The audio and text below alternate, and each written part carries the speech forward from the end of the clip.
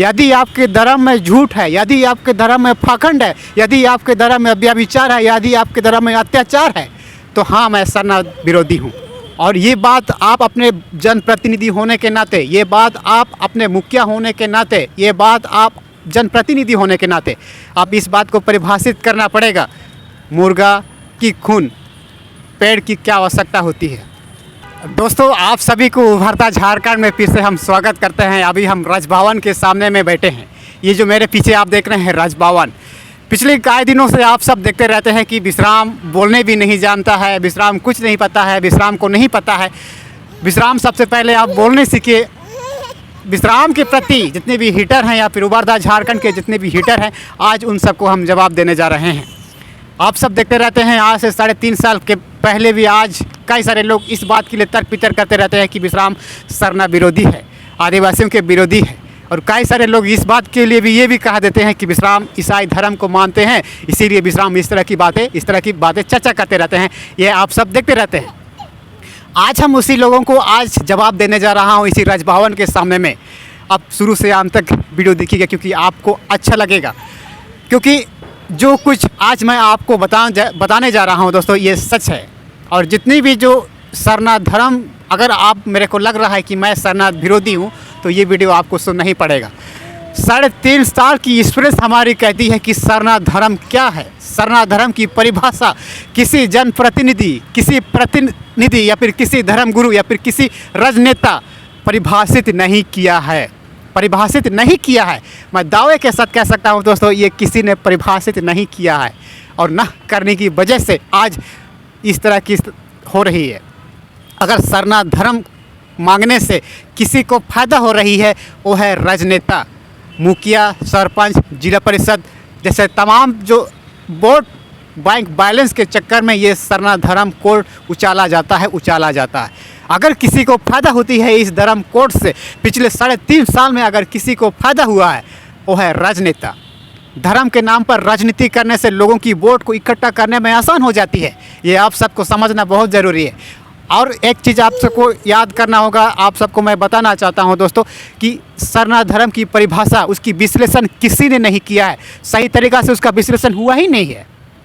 आज लोगों की कहा सुने में प्रकृति पूजक बताया जा रहा है। असल में प्रकृति की अगर पूजा होती है, सच में मैं इस राजभवन के सामने में मैं आप सबको बता रहा हूँ, तो आज प्रकृति मुर्गा की आवश्यकता होती है क्या?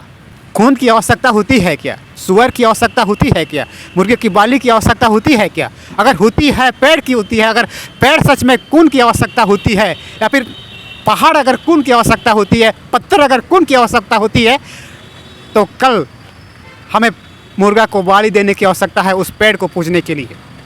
ज़रा सोचिए, यदि सरनाथ धर्म कोड अगर किसी को फ़ायदा पहुंचाती है, वो है राजनेता, विधायक, मंत्रियों को फ़ायदा पहुंचाने के लिए ये राजनीति का सिक्का उछाला जाता है। आप सबको याद होगा। लेकिन आज जो मैं आप सबको बता रहा हूं दोस्तों, ये सच है, 100% सत्य है।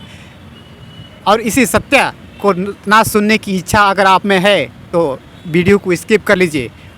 और आप लोग में से कई लोग, मेरा मानना ये है, जब भी हम सब्सक्राइबर को हम देखते हैं तो ज़्यादातर हमारे इस उभरता झारखंड को क्रिश्चियन लोग सब्सक्राइब किए हैं, यकीन मानो या ना मानो। लेकिन आज से कई साल पहले आपने देखा होगा, कई सारे लोग इस बात के लिए बोलते रहते हैं कि आप विश्राम सरना विरोधी हैं, आप इस तरह के वीडियो बनाते हैं, ऐसा कई सारे लोग मानते हैं। यदि आपके धर्म में पाखंड है, यदि आपके धर्म में झूठ है, यदि आपके धर्म में व्यभिचार है, यदि आपके धर्म में गलत चीज़ें, गलत नीतियाँ हैं, तो मैं सरना धर्म के विरोधी हूँ। याद रखिएगा, राजभवन के सामने में मैं आप सबको बता रहा हूँ, यदि आपके धर्म में झूठ है, यदि आपके धर्म में पाखंड है, यदि आपके धर्म में व्यभिचार है, यदि आपके धर्म में अत्याचार है, तो हाँ, मैं सरनाथ विरोधी हूँ। मैं दावे के साथ कह सकता हूँ दोस्तों। और ये बात आप सबको लिख के मैं दे रहा हूँ कि सरनाथ धर्म की परिभाषा किसी ने नहीं किया है। यदि आप रामदयाल मुंडा की लिखी गई इतिहास को अगर आप पढ़ते हैं तो आप आसानी से समझ सकते हैं, इतनी बड़ी रामदयाल मुंडा कहे जाने वाले व्यक्ति की जो भी धर्म के आधार पर जो लिखी जा रही किताब आज तक अधूरी है, उसकी सपना आज तक अधूरी है। उनका मानना ये था, उनका ये आखिरी इच्छा था कि हम आदिवासियों को एकजुट करके हम उसके लिए एक धर्म का निर्माण करेंगे, लेकिन ऐसा नहीं कर पाया। ज़रा सोचो इस बात को। और ये बात आप अपने जनप्रतिनिधि होने के नाते, ये बात आप अपने मुखिया होने के नाते, ये बात आप जनप्रतिनिधि होने के नाते आप इस बात को परिभाषित करना पड़ेगा।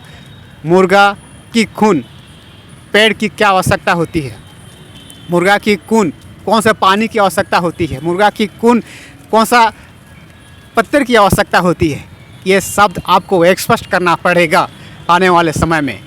और इसीलिए मैं कहता हूँ, आज से 3.5 साल पहले हमारी वीडियो ऐसी ही चलती है। इसीलिए एक वीडियो में मैंने आप सबको बताया दोस्तों, हमारा इस उभरता झारखंड किसी संगठन की इशारा पर नहीं, किसी पार्टी की इशारा पर नहीं, किसी संघ की इशारे पर नहीं चलती है। ये बात आप सबको लिख के मैं दे रहा हूँ। आप नीचे कमेंट करें या फिर ना करें, सही कमेंट करें या फिर गलत कमेंट करें, इससे कोई फ़र्क नहीं पड़ता है, क्योंकि आप जैसे आने वाले लोग, लाखों लोग आके चले गए हैं इस उभरता झारखंड पर, लेकिन जो हमारे हैं वही लोग 44,000 सब्सक्राइब करके रखे हैं, सब्सक्राइब बटन पर क्लिक किए हैं। आज हमारे पास सब्सक्राइब 44,000 होने जा रहा है, पार होने जा रहा है। और इसीलिए यदि आपके धर्म में फाकंड है, यदि आपके धर्म में झूठ है, तो हाँ, मैं आपके धर्म के प्रति विरोधी हूँ। ये मैं आपको आँख पे आँखें डालकर मैं आपको बता रहा हूँ दोस्तों। और इसीलिए आप हमारे वीडियो को देखें या फिर ना देखें, इससे हमारे कोई लेना देना नहीं है। हमें यूट्यूब से पैसा कमाने की कोई ज़रूरत नहीं है। आने वाले समय में लोग देखेंगे, जब आपके बच्चे जब पूछेंगे ना कि दादा, कि काका, काकी, कि बाबा, आप जब हमारे सरना धर्म की जब परिभाषित हो रही थी, आपने आवाज़ क्यों नहीं उठाया, तब उस वक्त आपके बच्चे क्या बोलेंगे? हम तो यही बताएंगे, भाई मैं देखो, हम लोगों के सामने में, सरकार के सामने में हम आंखों से आंखें डालकर हम बताने का काम किए थे। तो ये छोटी सी जानकारी आप सबको कैसी लगी? ऐसा ही तमाम छोटी बड़ी जानकारी से हम आप सबको अवगत कराएंगे। तब तक के लिए बने रहिएगा। धन्यवाद।